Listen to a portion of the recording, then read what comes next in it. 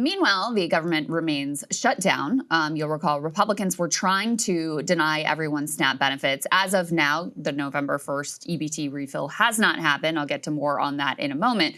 But while all of that is going on, Trump was partying down at Mar-a-Lago. We can put these images up on the screen, throwing a Great Gatsby-themed Halloween party. The title was "A Little Party Never Killed Nobody." You can see here's a lady scantily clad dancing in a rotating champagne glass. Ban it. Lots of scantily clad, sequin-clad women and opulence at this party.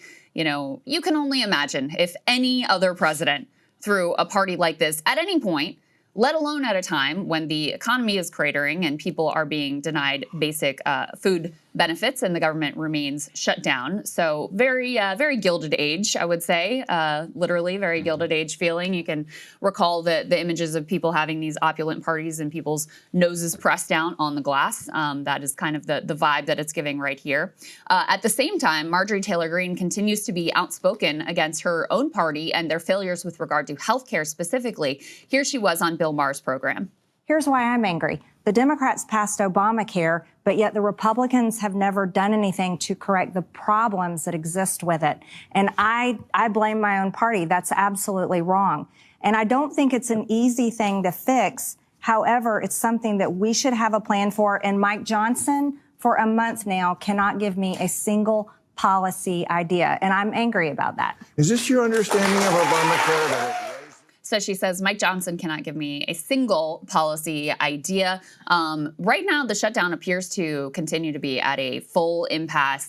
There are no ongoing negotiations that we are aware of. I think Democrats feel very secure in their political position, and Trump is feeling no real pressure to cave here. He thinks that he can continue to sort of like exact pain on Democrats via the American public. And as we get into, you know, holiday season and Thanksgiving travel and all of that, it's the level of pain is only going to increase. The theory I have heard is both parties want to keep it shut down until Thanksgiving so that people have horrible travel experiences and then they blame either side. That's basically the gamble that's now currently happening. It's been basically a month now since the government has been shut down. A lot of people, I mean, put the furloughed employees and all of that aside. The point is that at a certain point for the TSA, you know, they're not getting paid. A lot of them are showing up voluntarily. And so how many of them are just going to start calling out sick and they don't have to come to work? And especially for Thanksgiving, they have to go get another job so they can survive. Might have to get another job. Exactly. I mean, look, I don't particularly blame anybody. If you get paid for a month, you know, not why would you necessarily have to work? But the point is, if you were one of those people, you would also maybe strategically want to call out sick, especially if you're air traffic controllers and others whenever it comes to the shutdown, because you have air traffic control, TSA, a lot of other employees, but you're being required to work. And there's a lot of contingency funds. For example, you know, the paying the troops thing, you had that donor, the billionaire mega donor who paid which, by the way, still insane. Completely insane. That's like some literally Gilded Age thing from J.P. Morgan back in the early 1900s. That's Not joking. You can look it up, that incident, if you're interested. But the point actually just remains around the shutdown itself is, look, I think it's crazy because it's such an impactful story, especially maybe more of a Washington bias because I know so many people who have been furloughed, but it still doesn't feel like the #1 story yet in the country. And I really wonder if so many people now have given up at all in the government and just don't care. They just kind of move on with their life, like a #1 story in the New York Times, Wall Street Journal, everywhere else. None of it is about the shutdown. I literally just checked this morning. A month into the last government shutdown, which lasted only 35 days, the amount of pressure on the Trump administration was unbelievable, which is part of why Trump caved so quickly initially in that one. And so I really have no idea where this will go. Both feel pretty comfortable in where they are right now. So let me give an update on the SNAP benefits because we covered this extensively last week. Republicans decided they were going to cut off SNAP funds, which would run out at the end of the month. Now, previously, they had indicated there was an emergency fund to allow those things, those benefits to continue. 42 million Americans are, you know, beneficiaries of SNAP funds, disproportionately families with children. So obviously, really critical program for people. So there was a lawsuit, and you had two federal judges on Friday say that the Trump administration must tap into contingency funds. I'm reading from a CBS News report, to make payments for SNAP during the government shutdown, ruling against the government in a pair of suits over the imminent benefits lapse.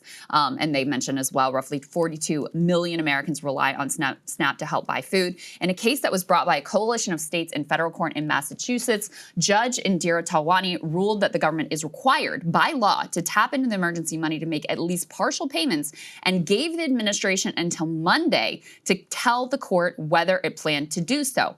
In a separate decision in Rhode Island, Judge John McConnell Jr. granted a request for a temporary restraining order from a group of municipalities and nonprofits that sued to block the imminent funding freeze.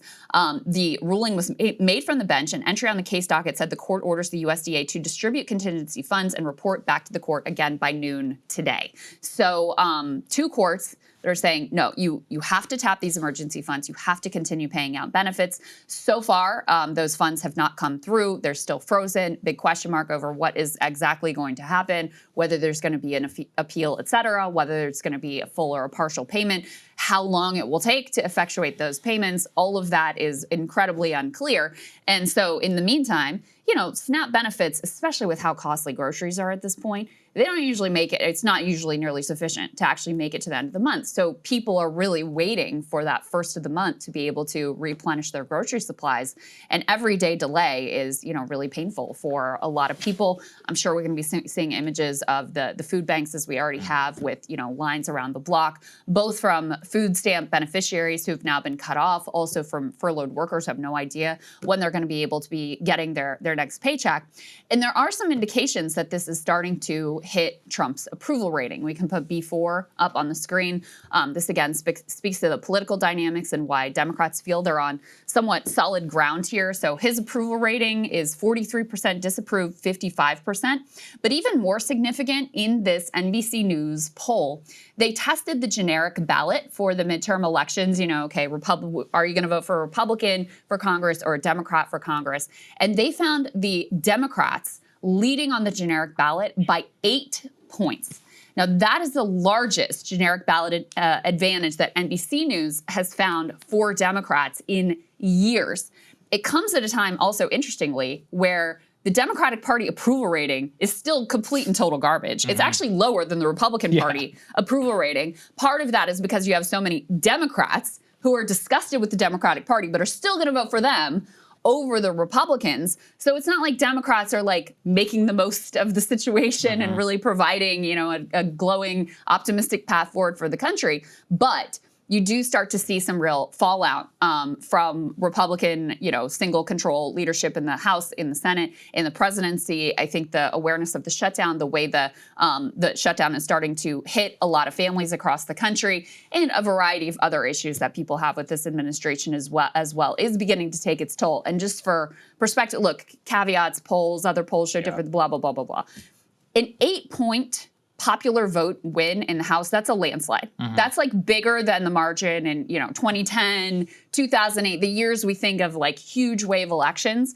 8 points would be, you know, among the largest popular vote victories for either party in, you know, in recent years. So all of the like Republican gerrymandering stuff that they would do is kind of moot if you have that large of a victory for the Democrats. Well, that's one of the warnings I've given is, you know, a lot of these gerrymandering in Texas are like 52, 48 seats. And I'm like, yeah, well, considering how Democrats... rolling the dice with that one. For me, I'm like, look, Texas, the Texas I know, which is dramatically changed demographically with all of these Californians, urbanization, and the education gap, in addition to some of the price increase who are drawing in some more educated liberals. I wouldn't be so comfortable at 52-48 if I were you. Yeah. Texans, especially from what I've seen in terms of the voter data. But you do you, I guess. You know, you can try and go for it. I don't know where things will go, because at the same time, frustration may be building. How much of it is shutdown based? You know, it's one of those where it seems to me a lot more people who are upset with Trump have reasons to do so that have a lot more to do outside of the shutdown.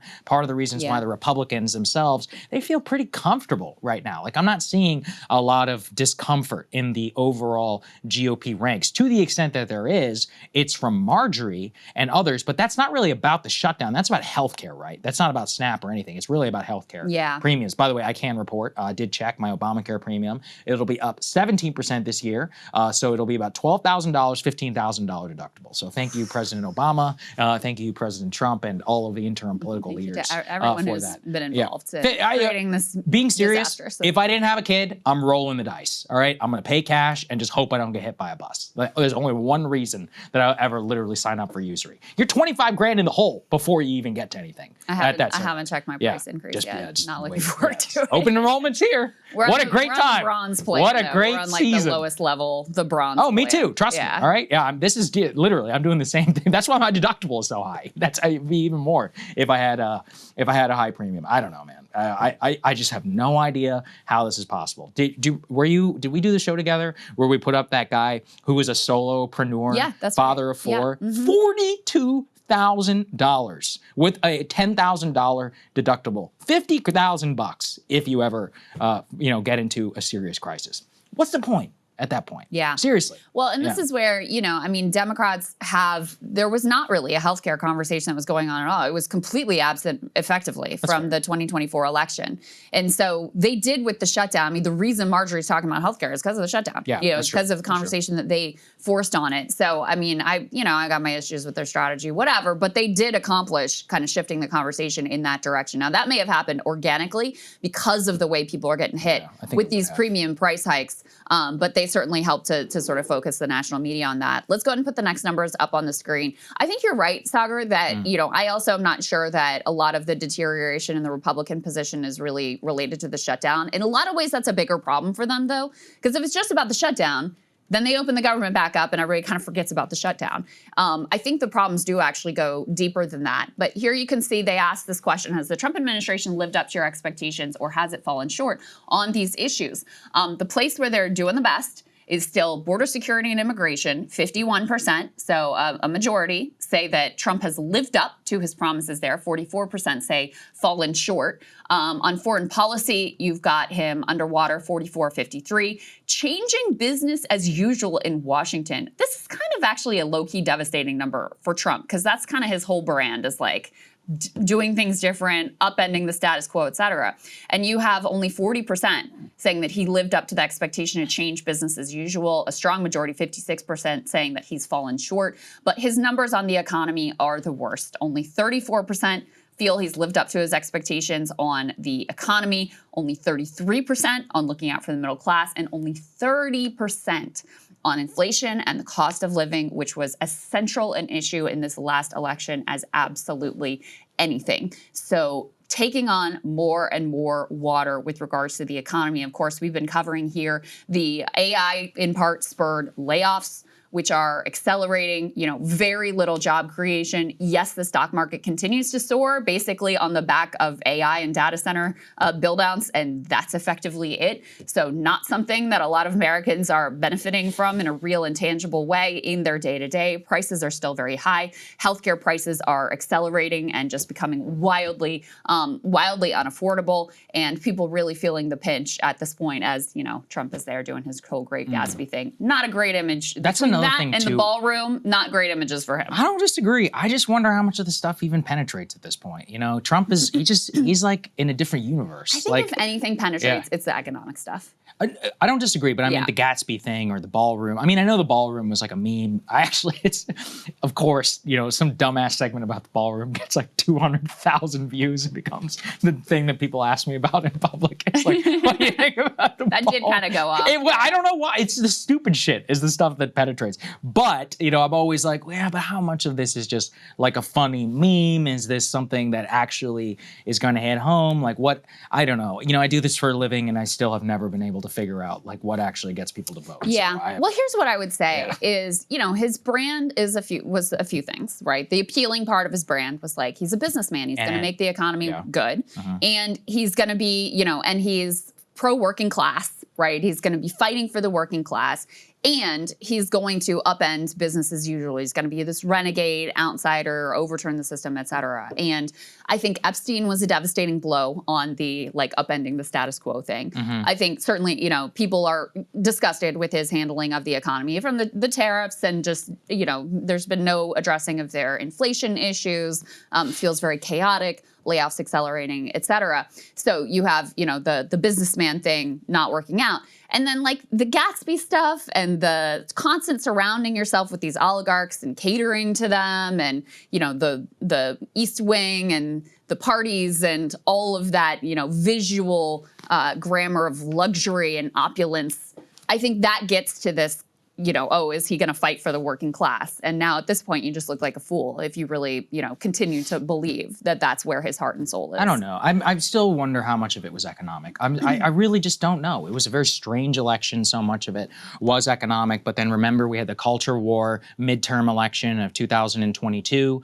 Democrats sweep in despite crippling inflation in the not sweep in, but they did dramatically better based on the issue of abortion. I kind of think immigration might actually have been more number one than anything else. Obviously not in a vacuum outside of the economy. I also think Biden's age was the huge superseding thing on top of it. And Kamala's trust on Kamala's the Democratic inability Party. To speak, right? No, it literally, like you put all that stuff together, that's why there's no grand kind of thing that comes out of it, and there are disparate coalitions for various reasons that support it. Have you seen his numbers with young people? With young people, yeah, and that's what I mean. Catastrophic. Look, if anything, that's probably the people I care about the most.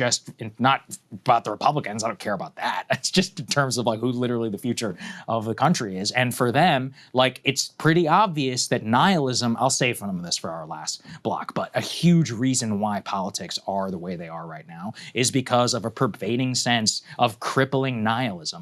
Because of the basic fact that you will not do better than your parents today unless you are extremely lucky or if your parents give you some of their money. That is a gerontocracy. That is a system of aristocracy, of the bourgeoisie, of the early, Gilded Age period in the United States and of the House of Lords period in the UK. Literally the opposite of what we were all supposed to be. And that's basically who we've become again. So of course you're going to have violent politics basically rise up, and you shouldn't be so surprised. The people, you can do two things in moments like this. You can blame the voters for being bad, for being naughty, or you can blame the leaders who architected that system.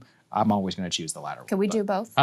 No, we can't. I think we could. We can blame the voters? I think we can. I think we can. I mean, sometimes where's your personal agency? Come on, people have responsibility for their own views. How about this? I hold the voters often in a form of like, it's not hatred, but I'm just like, what are you people doing? Like it's like a scorn. This is a very elitist mentality. And I'll put that on this board. Sometimes it's like, bro, what are you doing? It's almost like the What's the Matter with Kansas book. You see people, I was somebody recently who frankly, like doesn't make that much money, was complaining to me about the estate tax. And I was like, do you even know what the estate tax is? Yeah. It's like $28 million. I'm like, you're never going to get there. Shut the fuck up. See, it's like, but I'm like, I don't know where that comes from.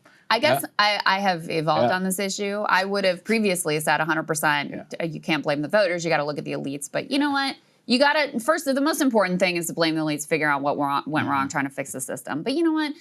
At this point, I've lost some patience. I'm done coddling some of these people. Like, you figure out what's going on. You're getting lied to multiple times. You're just accepting it. I mean, going back to the Venezuela drug boats, you're just accepting these stupid Maduro's Hamas. I'm sorry. I'm done coddling these people. At a certain point, I'm feeling more like you. You got to take some personal responsibility for yourself. I feel, look, I agree, personal responsibility. I guess I'm more talking about political. So you and I are commentators, and we have the luxury. Like, I can just openly be like, boomers, I think you should be kicked out of your houses for the property tax. I'm going to say it. All right, that nobody will ever get elected. I think property taxes should go higher on you. And yes, if you live in a 4-bedroom house, sorry, you got to go, and somebody younger should be able to live there. You'll never get elected based on that message. So when I say stuff like this, it's more of like how I think politically it should be. But no, you're right. Personally, I mean, sometimes, you look at some of the choices that individual voting blocks make in America, and you're just like, what are we doing here? It's like, is this an IQ problem? Probably. Yeah, education problem, whatever. Yeah. And I just wanted to say, because I mentioned the young people numbers with Trump. And I think this is the place where you can say most clearly the economy is the problem. I agree. And he now has an approval rating of 20% among voters under 30. According to YouGov, 20%. Disapproval is 75%. That is an increase in disapproval of 38 points since February, and a decline in approval rating of 22 points, again, since February. So used to be, it was relatively even between approve and disapprove. Now you only have 20% of young voters and who say they approve of Donald Trump. And so, there was a lot of talk, and understandably so, we did some of it here as well, about the way young voters were shifting right and whatever, like that. I think there's called for a total reassessment of how young voters are thinking about the political landscape at this point. Hey, if you like that video, hit the like button or leave a comment below. It really helps get the show to more people. And if you'd like to get the full show ad-free and in your inbox every morning, you can sign up at breakingpoints.com. That's right. Get the full show, help support the future of independent media at breakingpoints.com.